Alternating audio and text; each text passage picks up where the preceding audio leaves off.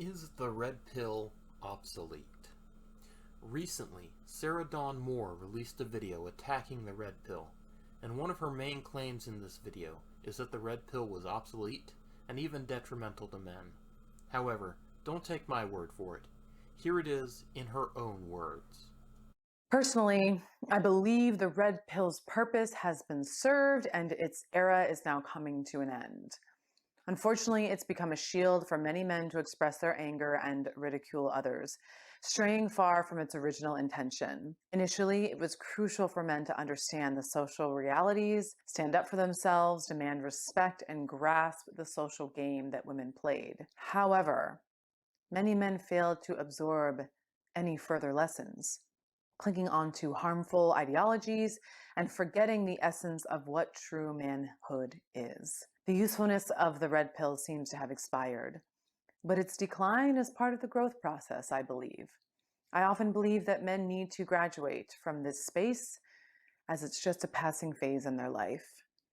It was meant to reclaim manhood, remind men that they don't need validation from women, and discourage self-sacrifice to the point of self-disrespect. But the red pill, once an awakening tool, has turned into a toxic influence, suppressing the heroic and noble qualities in men. Now, the problem with this line of thinking, aside from redefining the red pill's purpose from the perspective of feminine wants to effectively strawman it, is that none of the underlying issues have actually been corrected. In fact, many of them are getting worse, not better. Overall, men's wants in a relationship are reasonably simple. We want partners to act as our companions and often co-parents who are stable, loyal, clean, caring, and contributing. While these are reasonable expectations in a life partner, they are not realistic ones from a statistical perspective, and men have no reliable means of ensuring results. Women have proven themselves to be far from stable, with over half of marriages ending in divorce, and roughly 80% of those divorces being initiated by women. Often, these divorces aren't even filed over any wrongdoing by the man. Rather, women simply undergo the eat, pray, love effect, and throw out a perfectly good life partner who did nothing but loyally provide for and protect them. Likewise, women have also proven themselves to be disloyal. A survey by the New York Post found that 60% of married women admit to cheating, with likely many more being smart enough not to admit it. 90% felt entitled to it rather than remorseful, and horrifyingly, 45% of them stayed with their unwitting husbands. This data is backed up by a study overseen by the American Association of Blood Banks, which found that men, despite having the home field advantage over interlopers of sharing a marital bed and socially endorsed relations with their partner, were found to not be the father of their children in 3 out of 10 cases, even after abortions driven by shame or fear of discovery. Considering both the rate at which women might fear the repercussions of openly admitting their shameful acts, and the level at which brood parasitism via paternity fraud is being successfully implemented against men, despite married men's greater sexual access and the termination of invasive young by duplicitous mothers, it is likely that the infidelity rate is far, far higher than a mere 60%, and many men have the anecdotal experiences to back this up, despite not being able to catch every occurrence. Again, let me restate this, because I cannot stress it enough. We have seen it with our own eyes. No amount of revisionist studies trying to buy their grants with favors, nor state-funded fact-checker insistence that we ignore the obvious in favor of propaganda can change that. We've all personally experienced this, and know countless other men who have as well. Unsurprisingly, these behaviors have led women to wind up heavily diseased, rather than being the clean partners men desire. Even ignoring the curable STDs, the rates for incurable infestation are beyond redemption. 50.9% of women have HSV1, or oral herpes, which is linked to fertility issues, birth defects, and cancer. 15.9% of women have HSV2, or genital herpes, which is linked to fertility issues, birth defects, and cancer. Over 1% of women have hepatitis B, which is fatal if untreated and linked to liver damage and cancer. Over 0.4% of women have AIDS, which is fatal if untreated, while at the same time having treatments which slowly kill the patient. Unfortunately, the infidelity rates mean that even testing and attempted monogamy cannot weed out unclean partners, since they are more likely than not to simply end up having repeated affairs with potentially diseased interlopers without the slightest concern for what they bring back to their loving husbands. At this point, it is barely even worth considering whether a partner who so casually cheats on her husband, gives him incurable diseases, and deceives him into raising the children of his bitter rivals before finally throwing him out while keeping his assets and expecting lifetime payments. Could it be considered even remotely close to caring in any form?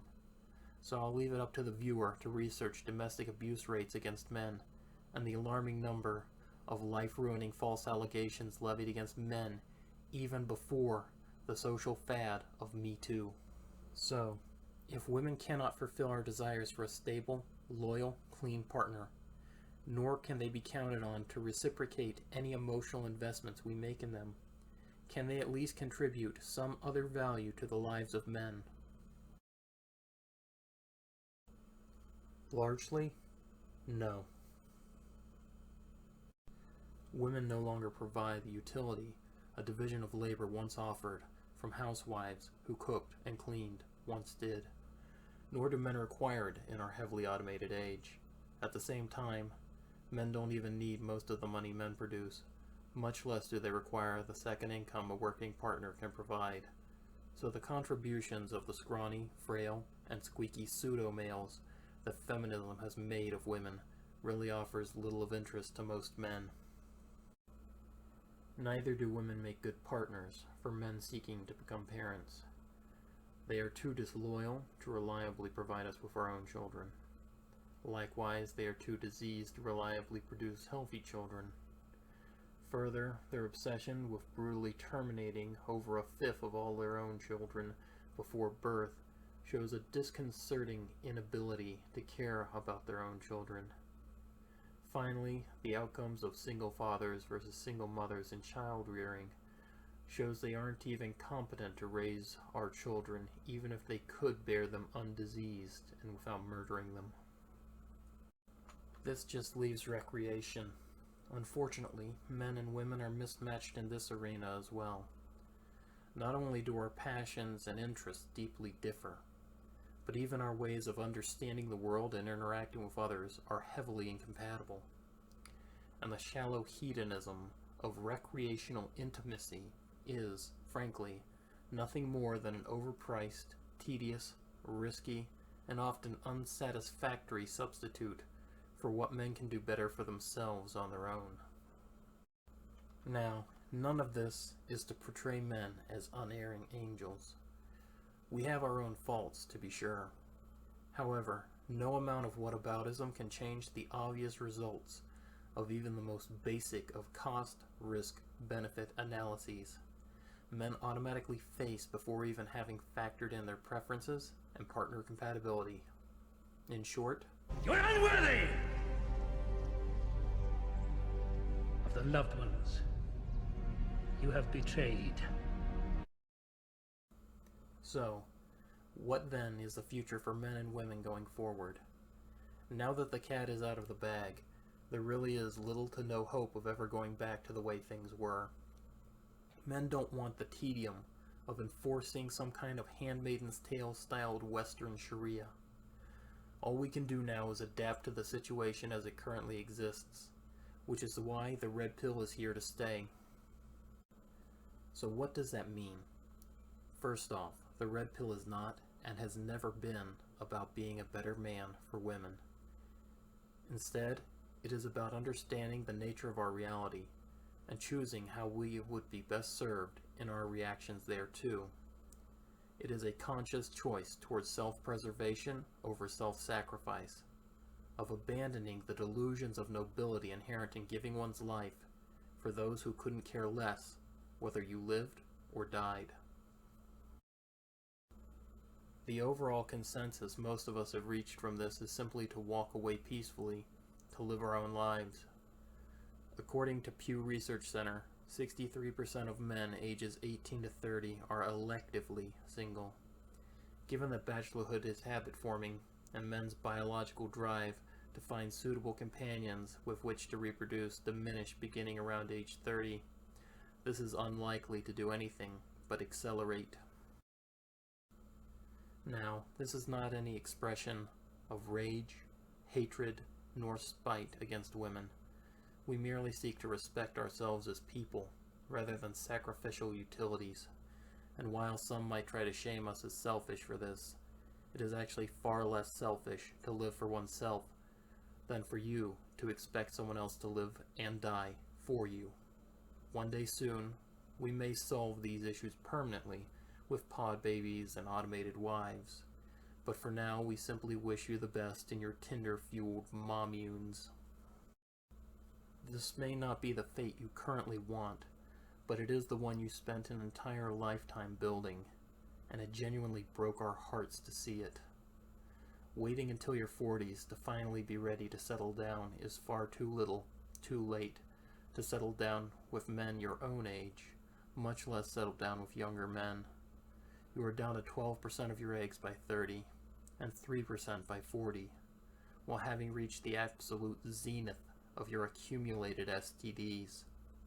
You will not be able to build a family with men at this point, and you have no shared history and legacy from which to draw going forward. I do not say these things to be cruel, nor to lash out at women. We spent decades trying to warn you of the consequences of the choices you were making.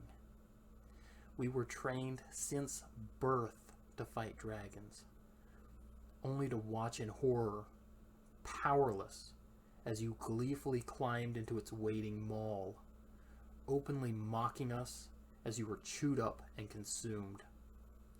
We take no pleasure in this. Indeed, seeing the ones we were genetically programmed to love merrily choose this fate over and over without end, generation after generation, is one of the worst torments that could ever be inflicted upon men. And at some point, we have to stop letting you torture us and walk away. At some point, we have to wake up. We have to wake up other men. And we have to just accept reality for what it is.